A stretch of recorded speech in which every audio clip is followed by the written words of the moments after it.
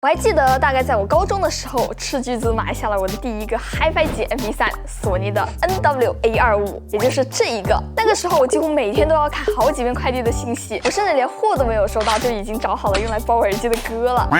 我現在都還記得當時拆開包裝的時候那種緊張又興奮的心情。這台設備直到今天我也一直在認真的保存，哪怕這個線都已經有點老化碎掉了，我也沒有把它丟掉。後來，當时頻道剛剛起步，我計劃着不童年系列的第2期，買下了我心心念念很久的這個索尼在1979年發售的世界上第一款隨身聽設備 TPS-L2，也就是大家熟悉的 Walkman。那它是怎麼來的呢？当年索尼的一位創始人每次出差的時候都要攜帶非常重的設備來聽歌劇，於是呢，他就找到了工程師，要求他們去掉錄音、喇叭，只保留播放、立體声耳機輸出这些最基本的功能，以此来縮小設備的體積。而就是這一款所有業內人士都不看好的設備，改變了之後人們聽音樂的習慣，甚至當時由於 Walkman 過於火爆，在美國的一些地方還出台了禁止過馬路使用 Walkman 的法律。虽然那一期節目因為一直都不太滿意，所以封存了起來，但直到現在我都還記得，當時我把它從快遞裡面小心翼翼地掏出來的時候，不自覺地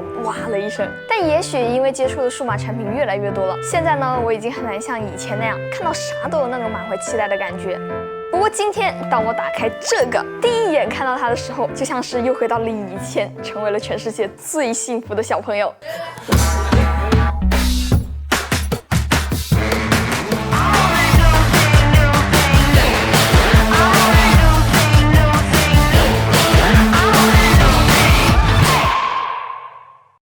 就是索尼 1000X 10周年典藏款。這一次的產品名字很特別啊，不是 XM7，而是10周年典藏款。沒錯，從2016年初代 MDR 1000X 登場，到世界上第一個支持主動降噪的 TWS 索尼降噪豆，再到後來成為很多人心目中經典之作的 XM4，一直到去年和今年更加強調還原音樂創作者意圖的 1000X 系列第6代的头戴式和真無線耳機。不知不覺 1000X 這個系列已經誕生10年了，所以這一次的典藏款，與其說是迭代新品，不如說是索尼借着10周年的契機，把幾乎所有的好東西都集中到了一起，賣給索粉。在正式開始之前，我一定要給你們看看它的這個包裝。這一次呢，直接挖了一個提手出來，就有點像是一個小包包一樣。底下打開這個磁吸搭扣，耳機就裝在這裡面。不知道你們覺得它的外觀怎麼樣啊？我第一眼看到它的時候，腦子裡就一個字：高級優雅。和之前 XM6 那種百搭的科技極簡風完全不一樣。這次典藏款最抓眼的應該就是這些金屬部分了。而且你們看啊，它也不是單純的一整塊哑光或者是鏡面處理啊，轉角還有伸縮感靠裡的部分做成了鏡面，然後比較容易接觸磨損的地方選擇了啞光，最後再用鏡面的 logo 在這裡做了一個小小的點綴。用一種材料不同處理方式硬生生做出來的層次感，總讓我想起了蘋果渾然一體的背板設計。也因為需要在同一塊材料上面實現不同的質感，甚至還需要留出這一小塊鏡面 logo， 所以很難用機器來制作。這一塊呢，就完全是手工拋光的。然後就到了外殼這裡，一整個它都是皮革，不管是頭梁這裡，還是耳罩這裡，又或者是機身外殼這裡，用的都是同一種材質，維持了索尼優良傳統，觸感非常的好。該怎麼描述呢？就有那種軟糯的感覺，就很像那些小羊皮包包。之前 XM6 的這兒有點銳銳的，典藏款的這裡呢，它就圓潤了不少。最關鍵的是耳罩的厚度，直接一個牌匾。之前就看到有人說 XM6 啥都好，就是戴起來有點像马卡巴卡。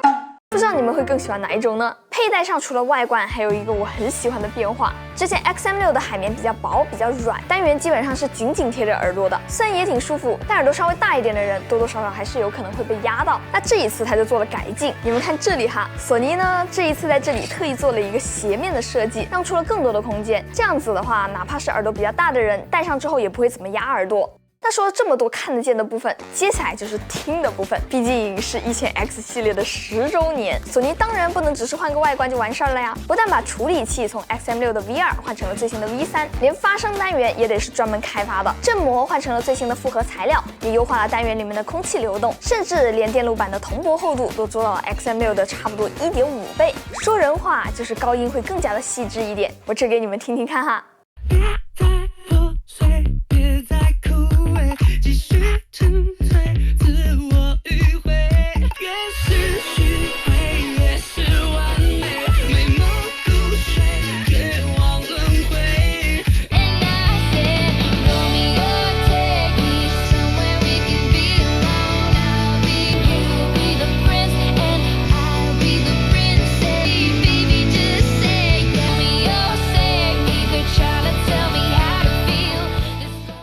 樣，你們覺得是更喜歡誰呢？我是更加喜歡典藏款的風格的，人声相对会更加明显，更加清晰，不会有被低音蓋住的感觉。低频虽然比起 XM6没有那么明显，但氛圍感也很足了。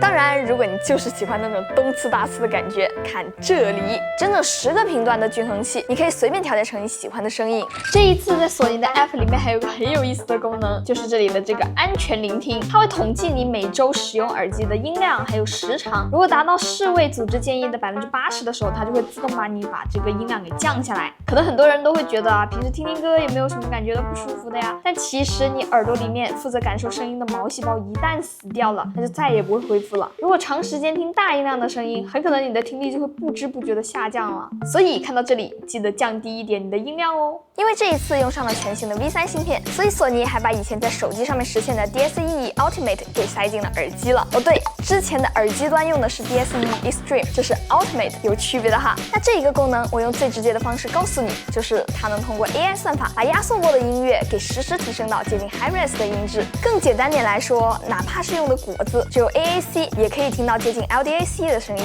我現在這裡放的呢，就是關掉 DSE 的頻譜圖，紅色這個頻譜大概在15K 赫茲的這個地方，你看往上它就完全被截斷了，甚至都沒有辦法完全覆蓋人耳的聽力範圍。那這個我給你們切換一下，這是打開了之後的，哎，你看這個15K 赫茲往上呢，算法就補齊了相當一部分的高頻，聽感上面就不會那麼悶悶糊糊的了。你試試看，聽得出來差別嗎？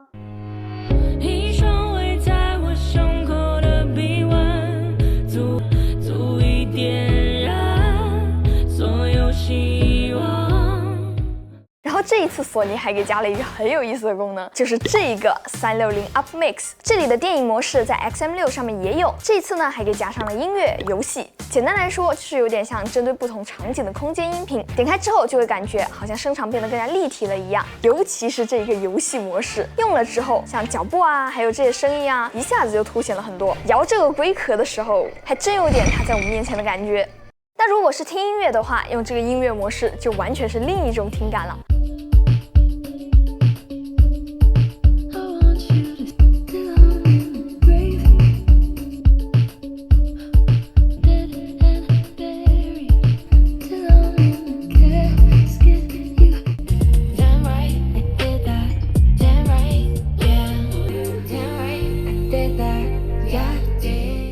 模式的切換也不需要你每次都點開 App， 索尼還特意給它在這裡加了一個按鈕，要切換的時候直接按一下就好了。看得出來索尼是對它的表現非常有信心了。降噪方面，這一次典藏款和 XM6 用的是一樣的 QN3 處理器，麥克風也一樣給到了12顆，所以降噪方面就完全不需要有什麼擔心了。